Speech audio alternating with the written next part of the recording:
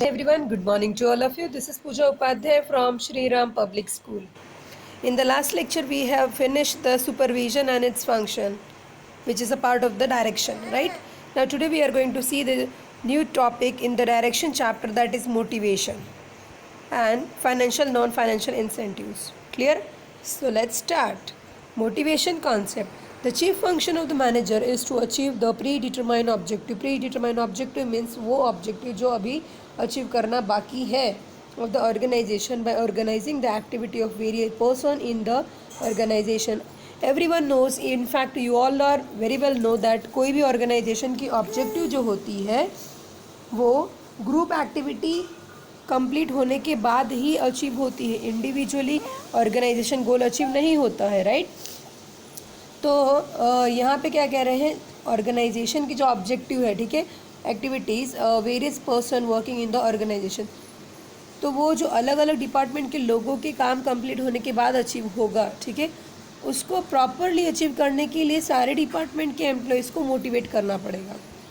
Bye various person we mean human factor in production, one whose efficiency the utility of non human factors. यानी organisation के अंदर जो non human factors है, यानी जो passive things है, ठीक है, उसको जब ह्यूमन फैक्टर प्रॉपर यूज़ करेंगे, ठीक है, तो उसके बाद ही क्या होगा, ऑर्गेनाइजेशन का गोल प्रॉपरली अचीव होगा. Clear?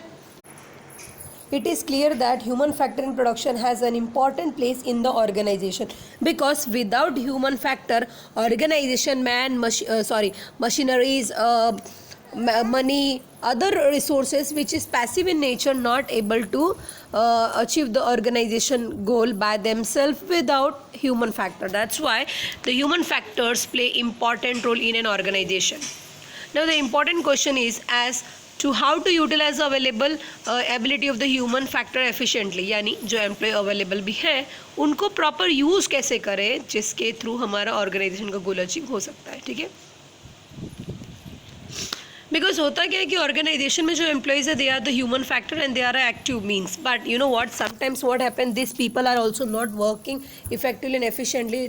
This also leads the not able to achieve the organisation goal. कभी कभी ये लोग भी अच्छे से काम नहीं करते हैं तो गोल अचीव नहीं हो पाता. That's why we need the motivation to the employ. Clear?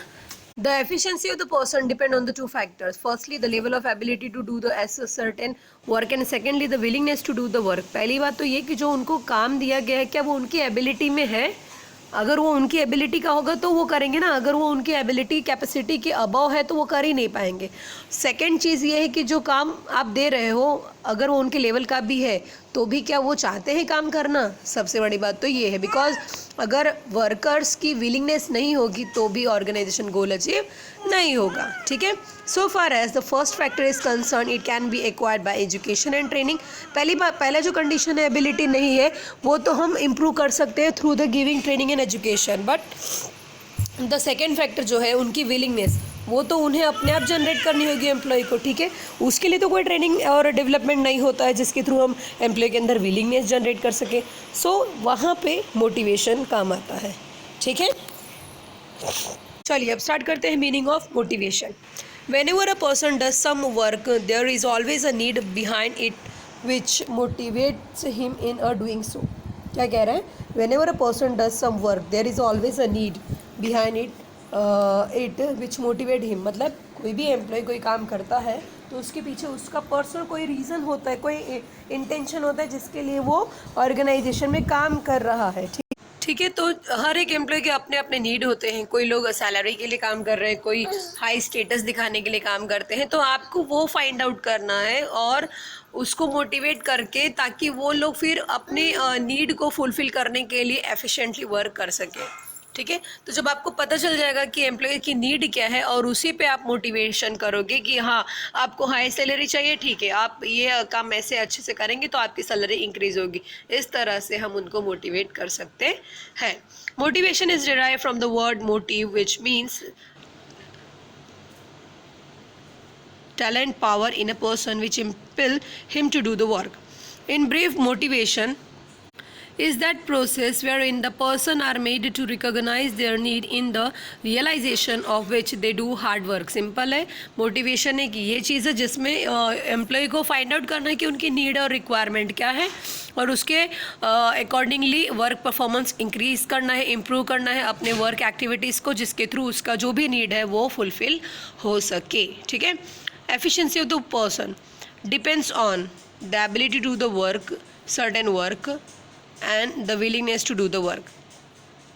अगर एबिलिटी नहीं है तो वो हम लोग ट्रेनिंग डेवलपमेंट के थ्रू जनरेट कर सकते हैं, लेकिन देखिए विलिंगनेस नहीं है तो इसको क्रिएट करना पड़ता है. और वो कैसे होता है? मोटिवेशन. और उसमें भी दो टाइप है, मॉनेटरी और नॉन मॉनेटरी. सिंपल है, मॉनेटरी का मतलब ये है money related and non monetary का मतलब है नॉन मनी रिलेटेड. जैसे कुछ एम्प्लॉयज़ होते हैं जिनका मेन मोटो होता है हाई सैलरी मिले, बोनस मिले, प्रमोशन हो.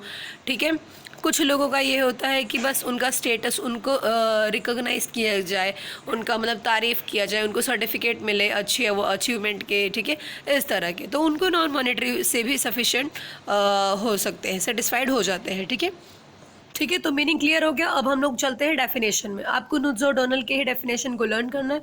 To motivate is to induce the people to act in a desired manner. Simple है. टू मोटिवेट्स मतलब to influence the employ to do the work that is also in effective and efficient manner, so that only we can able to achieve the organization goal. Right. Now moving to the next one, features of motivation. Let's see the features of the motivation.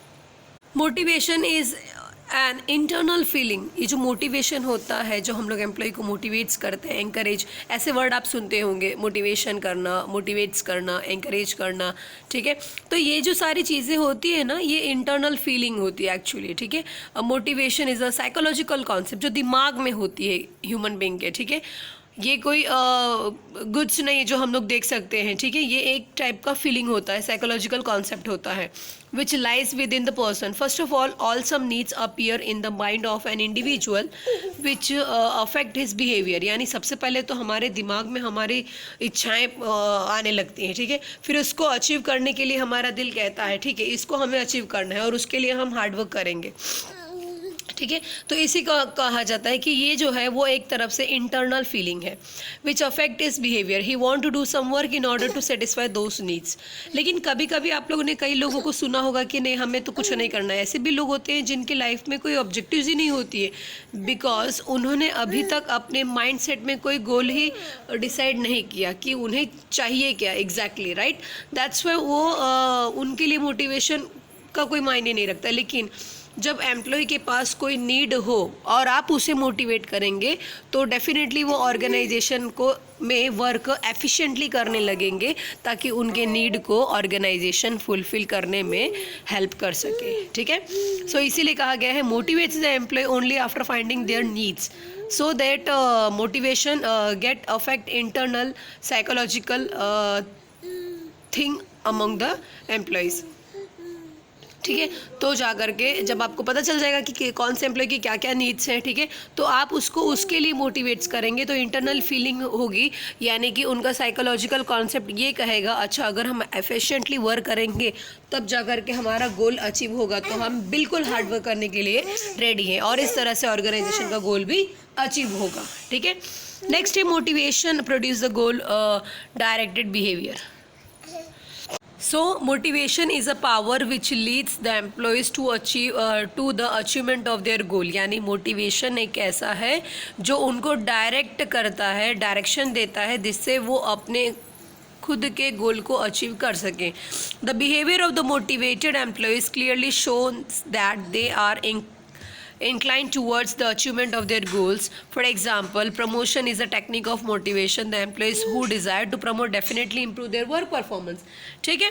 तो ये क्या कह रहे हैं कि ये motivation एक तरफ से डायरेक्शन है किसके लिए, एम्प्लॉय की, कि वो अपने गोल को इजीली खुद से अचीव कर सके. जैसे मान लीजिए अगर कंपनी में कोई पॉलिसी है कि promotion is based on the performance, obviously सबको पता है, तो जिन एम्प्लॉयज़ की गोल और ऑब्जेक्टिव्स ये होगी कि उनका प्रमोशन हो जाए, वो डेफिनेटली वर्क हार्ड करने लग जाएंगे. Right.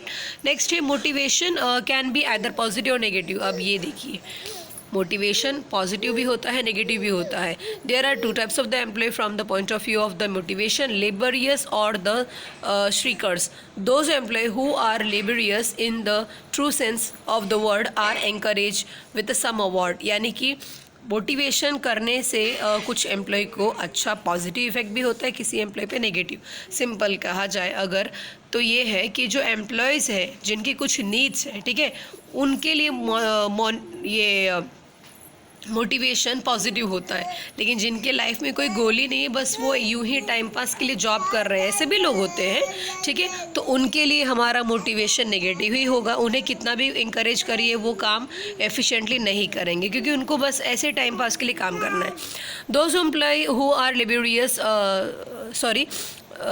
those employees who are laborious in true sense of the word are encouraged with some award. This is called positive motivation. On another hand, those workers who are by nature shriekers are encouraged to work with the threat of the demotion, suspension, termination. अच्छा, ऐसे भी कुछ लोग होते हैं जो काम करते हैं लेकिन डर के काम करते हैं कि नहीं गड़बड़ी हो जाएगा, ये ऐसा गलत हो जाएगा, परफॉर्मेंस ख़राब हो जाएगा, इससे अच्छा जाने दो, मैं ये काम नहीं करूँगा, मैं वो काम नहीं करूँगा.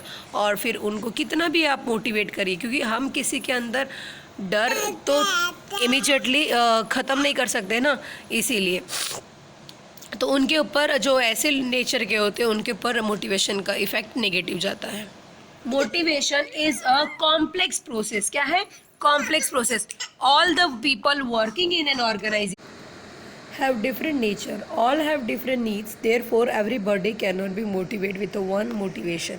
क्या कह रहे हैं कि ऑर्गेनाइजेशन में जो एम्प्लॉयज़ काम करते हैं, ठीक है, हर किसी की नीड अलग अलग है, तो आप हर किसी को एक ही वे से मोटिवेट तो नहीं कर सकते ना. अब जिसकी जो नीड है उसको उसके अकॉर्डिंगली मोटिवेट करना होगा, और ये चीज़ ऑर्गेनाइजेशन के लिए इतना ईजी नहीं होता है, ठीक है. Keeping in the mind the needs of the person concerned, monetary and non-monetary techniques are used, therefore it is complex process. अब देखना है कि सेम ऑर्गेनाइजेशन में, सेम डिपार्टमेंट में भी अलग अलग एम्प्लॉय जो काम कर रहे हैं, ठीक है, उन सबके नीड्स अलग होंगे. किसी के मॉनेटरी इंसेंटिव्स वाले नीड्स होंगे, किसी के नॉन मॉनेटरी वाले. तो आपको वो भी फाइंड आउट करना है और उसके अकॉर्डिंगली उनको मोटिवेट करना है, क्योंकि ज़रूरी नहीं कि जिनकी मॉनेटरी इंसेंटिव नीड है, ठीक है, आप उसको नॉन मॉनेटरी वे में करोगे तो भी वो इंकरेज हो जाएगा, ऐसा ज़रूरी नहीं है. इसीलिए कहा गया है it is not easy task, it is a complex nature. So student, आज हम लोग यहीं पे स्टॉप करते हैं. मैस्लो नीड हायरार्की थियोरी, इसमें इन्होंने एम्प्लॉयज़ के जो नीड्स होते हैं उसको 5 कैटेगरी में डिवाइड किया है अलग अलग, ठीक है, और वो भी इन्होंने स्टेप वाइज दिया है. ये हम लोग कल के लेक्चर में करेंगे. आज यहीं पे स्टॉप करते हैं. If you having any kinds of the doubts so you can ask me in the evening schedule, otherwise be ready with the test. Okay, till that stay home, stay safe. Jai Hind, take care. If you understand the lecture so please comment, like, subscribe my YouTube channel. Thank you.